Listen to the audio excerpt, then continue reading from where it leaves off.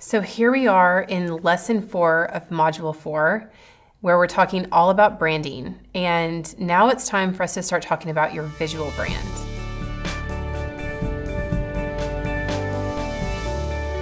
So one thing that's a myth, and I've heard it dispelled a lot lately, so this might not be news to you, but your brand is not a logo.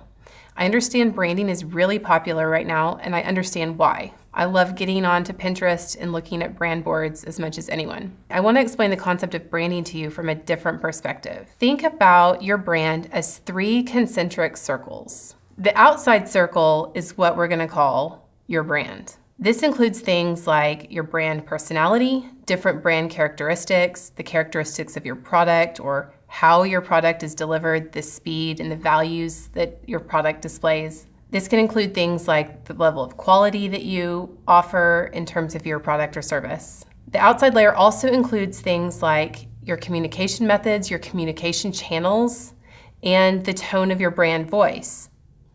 The outer layer is full of things that trigger emotion as an audience is looking at your brand. So it's full of things that make your audience feel something.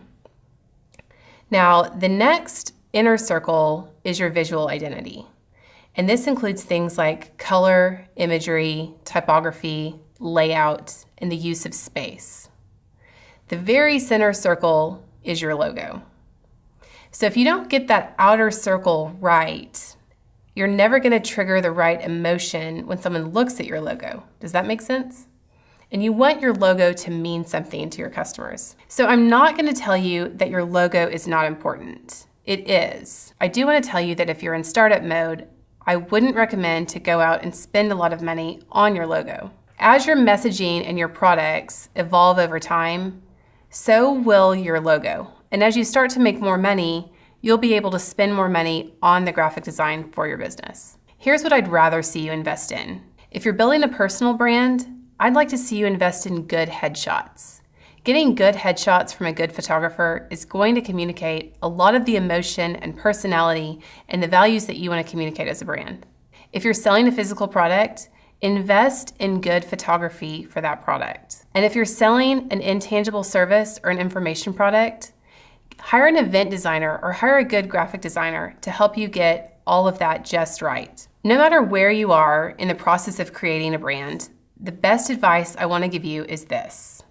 Someone told me one time, go ugly early.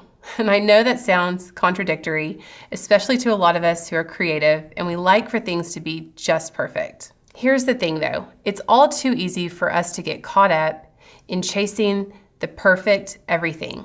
And sometimes we get so caught up in chasing perfection that we forget to do what Seth Godin calls shipping. There comes a point in time in every small business owner's life when you just have to step back and realize that you've done your best, and it's time to launch the product or offer the service or start delivering that message. Now, I'm not telling you to settle for second best, but I am telling you that there comes a point in time when you need to go ugly early and give yourself permission to evolve and get better over time.